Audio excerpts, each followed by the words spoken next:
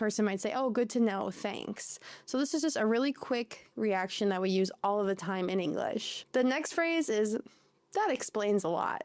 That explains a lot. So we use this phrase when someone tells us information that adds to our knowledge of a situation. So it makes everything actually make sense, or it tells us something that we didn't know. Now you need to be careful because this phrase, it can definitely be used sarcastically or like humorously. So just be careful how it's taken when you say the phrase.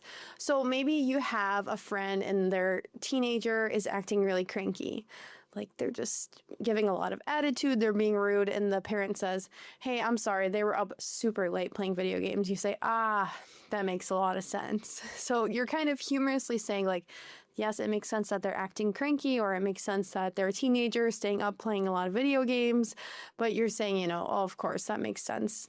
It kind of excuses the behavior in a way. Maybe you go to someone's house and it's a really, really nice house and everything seems super expensive, and you find out that they actually inherited a lot of money, and you might say, oh, that makes a lot of sense. That makes a lot of sense. So it explains something that wasn't so clear, or you weren't really sure how it happened before. You may have heard an English speaker say before, that came out of nowhere. That came out of nowhere. That biker came out of nowhere, right? This is such a common English expression to mean that something was just very unexpected. So it could be something like weather. Maybe it's a sunny day out and an hour later there's a big storm and a tornado warning, and you say, well, that came out of nowhere, meaning you weren't expecting it and you had gotten used to the nice sunny weather outside. Or maybe someone tells you that they just quit their job and you'll say, well, that came out of nowhere, meaning you weren't expecting it.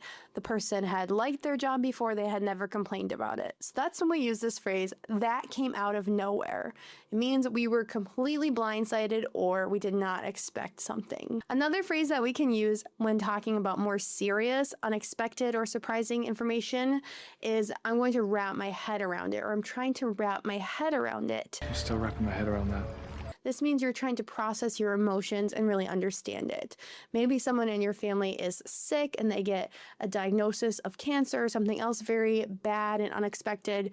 You might say, I'm just still trying to wrap my head around it and understand it. Meaning like kind of process your emotions and really think about what's happening. So when we say the phrase to wrap your head around something, it means you get news or information and you have to kind of think and reflect on it just to kind of get your emotions in check.